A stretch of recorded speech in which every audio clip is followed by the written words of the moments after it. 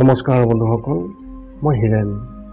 আজি এই ভিডিঅ'ৰ উদ্দেশ্য হৈছে এই 2024 বৰ্ষৰ আগষ্ট মাহটোত মেষ ৰাশিৰ ব্যক্তিসকলে কেনেদৰে ফলাফল লাভ কৰিব তাৰে সম্পূৰ্ণ তথ্য আপোনালোকক এই ভিডিঅ'টোৰ জৰিয়তে আগবঢ়া হৈছে। প্ৰথমে মোৰ চেনেলটো আপোনালোকে ছাবস্ক্ৰাইব কৰি ল'ব, যাতে মোৰ পিছৰ ভিডিঅ'বিলাক আপোনালোকে সহজে লাভ কৰিব পাৰে।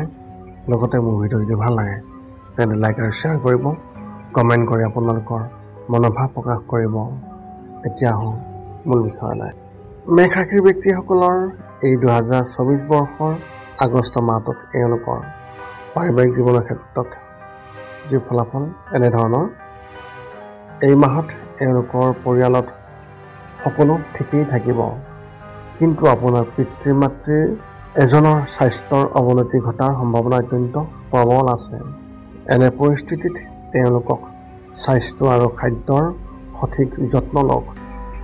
যদি তেওঁলোক ইতিমধ্যে কোনো ৰোগত আক্ৰান্ত হৈ আছে তেন্তে তেওঁলোকৰ সকলো পৰীক্ষা সঠিক সময়ত কৰি লওক আৰু চিকিৎসকৰ সৈতে যোগাযোগত ৰাখিব।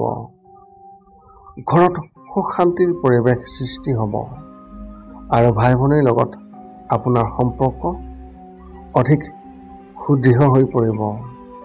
যদি আপোনাৰ ভনীয়েক বিবাহৰ বাবে যোগ্য হৈ আছে তেন্তে এই মাহত তেওঁৰ সম্পৰ্কৰ বিষয়ে আলোচনা হ'ব পাৰে আৰু সম্পৰ্কটোত নিশ্চিত কৰিব পৰা যাব। ব্যৱসায় আৰু চাকৰিৰ ক্ষেত্ৰত এনেধৰণৰ এই মাহটো আপোনাৰ বাবে আৰ্থিক দৃষ্টিকোণৰ পৰা অলপ ব্যয়বহুল হ'ব। অপ্ৰয়োজনীয় খৰচ আৰু এই খৰচ আগৰ তুলনাত অলপ বেছি হ'ব, যাৰ বাবে আৰ্থিক লোকচানৰ সম্ভাৱনা অত্যন্ত প্ৰবল। আপোনাৰ সঞ্চয়ো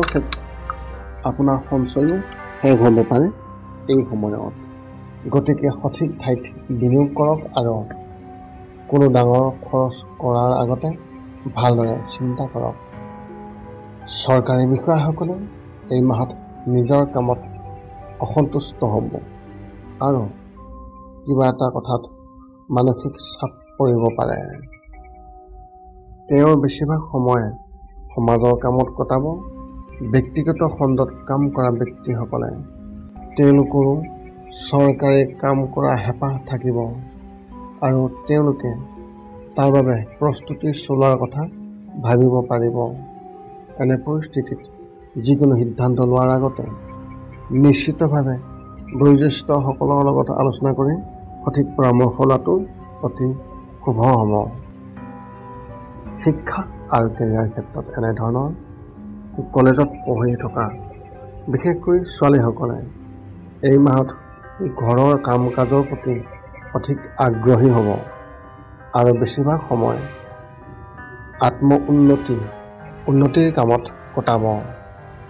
ইয়াৰ বিপৰীতে ছাত্ৰ ছাত্ৰীসকলৰ ক্ষেত্ৰত তেওঁলোকৰ কোনো বিষয়ক লৈ পিতৃৰ সৈতে তৰ্ক হ'ব পাৰে আৰু তেওঁলোকৰ ভৱিষ্যতৰ সন্দৰ্ভত এটা ডাঙৰ সিদ্ধান্ত ল'ব পাৰে। প্ৰতিযোগিতামূলক পৰীক্ষাৰ বাবে প্ৰস্তুতি চলাই থকা ছাত্ৰ ছাত্ৰীসকলে নিজৰ বাবে এটা নতুন বিষয় বাছি ল'ব আৰু তাত সম্পূৰ্ণ একাগ্ৰতাভাৱে প্ৰস্তুতি আৰম্ভ কৰিব। এই ক্ষেত্ৰত এই সিদ্ধান্তই তেওঁলোকৰ ভৱিষ্যতৰ বাবে অতি সহায়ক বুলি প্ৰমাণিত হ'ব। প্ৰেমৰ ক্ষেত্ৰত এনেধৰণৰ যদি আপুনি বিবাহিত হয় তেন্তে আপোনালোকৰ সম্পৰ্কক লৈ গুৰুত্ব সহকাৰে থাকিব আৰু আপোনাৰ সংগীৰ ওপৰত আপোনাৰ বিশ্বাস বৃদ্ধি পাব। এই সময়ছোৱাত আপোনাৰ সংগীক লৈ কাৰোবাৰ লগত কাজিয়াও হ'ব পাৰে। যদি আপুনি আপোনাৰ সংগীৰ পৰা আঁতৰত থাকে তেন্তে এই মাহত তেওঁক লগ পাব পাৰে, কিন্তু এই বিষয়ে অতি সাৱধান হ'ব লাগিব। যদি আপুনি বিবাহৰ বাবে অপেক্ষা কৰি আছে তেন্তে এই মাহত আপুনি কিছুমান ভাল প্ৰস্তাৱ পাব পাৰে, কিন্তু কোনো এটাৰ প্ৰতি আপুনি আগ্ৰহী নহ'ব।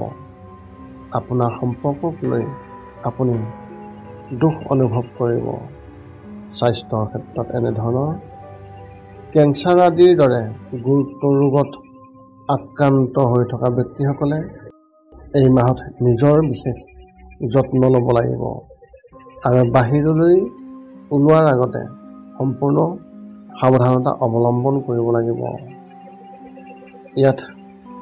ইয়াৰ বাহিৰেও চৰ্দি আৰু কাহৰ সমস্যা হ'ব পাৰে। সেইবাবে ঠাণ্ডা বস্তু ব্যৱহাৰ কৰাৰ পৰা আপুনি বিৰত থাকিব লাগিব, নহ'লে বাহিৰৰ খাদ্য খোৱাৰ পৰা বিৰত থাকিব লাগিব। মানসিকভাৱে এই মাহৰ প্ৰথম সপ্তাহত কেইদিনমান মূৰৰ বিষৰ অভিযোগ থাকিব পাৰে। এনে পৰিস্থিতিত মনত অস্থিৰতা অনুভৱ হ'ব আৰু কি কৰিব আৰু কি নকৰিব সেই লৈ দিগন্তৰ সৃষ্টি হ'ব। আপোনাৰ এই মাহত শুভ সংখ্যা হিচাপে 6 আৰু শুভ ৰং হিচাপে আপুনি এই মাহত হালধীয়া ৰং ব্যৱহাৰ কৰিব পাৰে। এই আছিল এই 2024 বৰ্ষৰ আগষ্টৰ মাহটোত মেষ ৰাশিৰ ব্যক্তিসকলৰ সম্পূৰ্ণ তথ্য। পুনৰ লগ পাম অন্য এটা ভিডিঅ'ত। আজিলৈ ধন্যবাদ।